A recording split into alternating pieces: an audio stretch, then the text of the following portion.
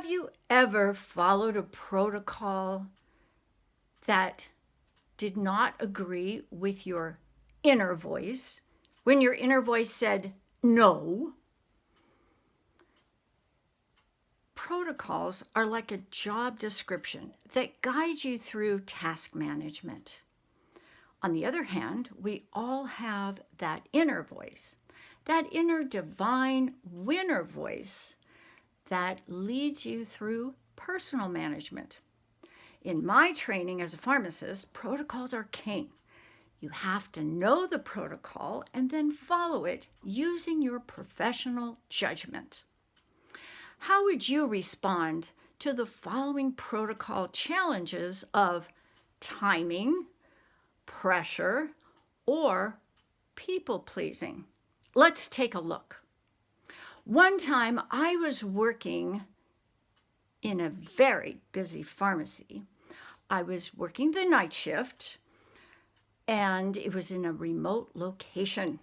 I was filling prescriptions from 10 p.m. until 8 a.m. the following morning, and my first night was exemplary. My second night was not, because it was midnight. I woke up and remembered that my night shift just started several hours ago. Why the heck didn't they call me when they saw I was late? Now I remember I'd unplugged the phone.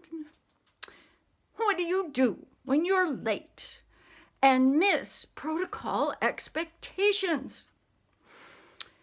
I rushed myself into work. My duties were tedious, but I stayed on task. No shortcuts. Not long afterwards, a tall, blonde gentleman came into the store and began waiting in line.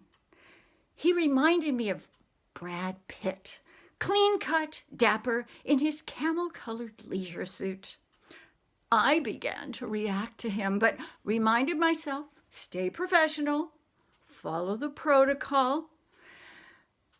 As new people came to wait in line, I noticed that he drifted over to the cushy lounge area to relax and wait. It was at least another 30 or 40 minutes before I could ask him, since there was no one else there, I could ask him, how may I help you? As he came up to the pharmacy counter, he looked even more amazing.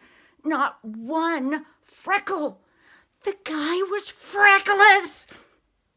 Again, stay professional, follow the protocol.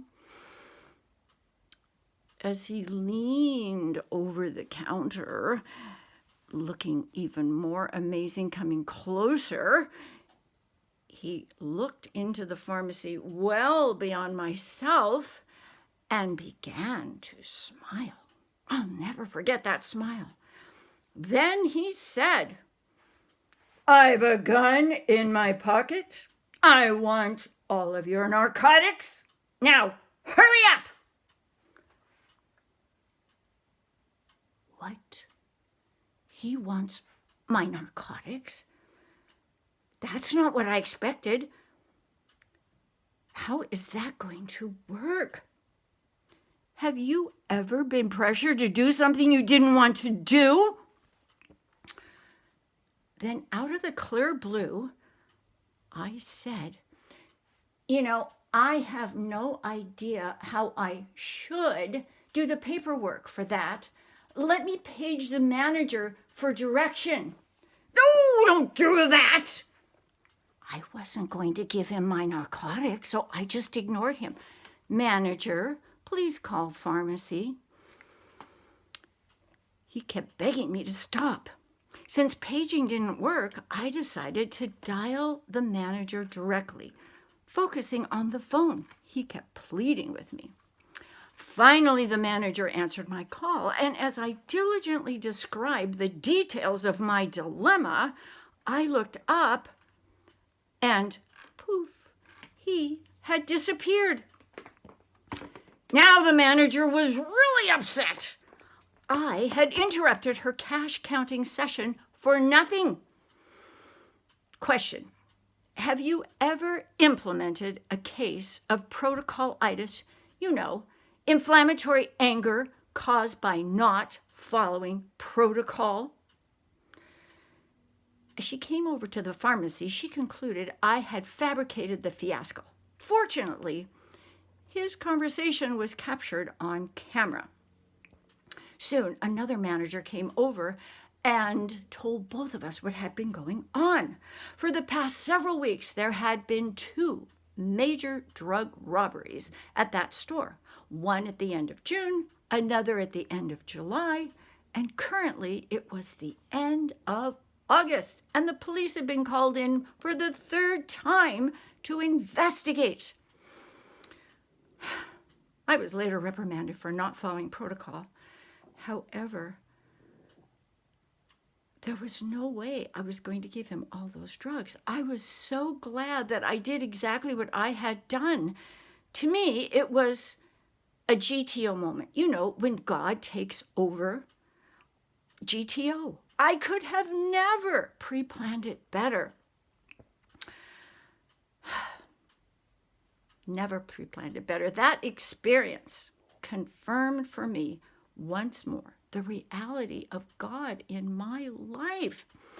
Each of my struggles with timing, the pressure of that gun in his pocket, people-pleasing, resulted in a dilemma for me. However, when I heard that inner voice, it erased all feelings of fear. All feelings of fear. And instead gave me that GTO protocol. The protocol I could trust when God takes over.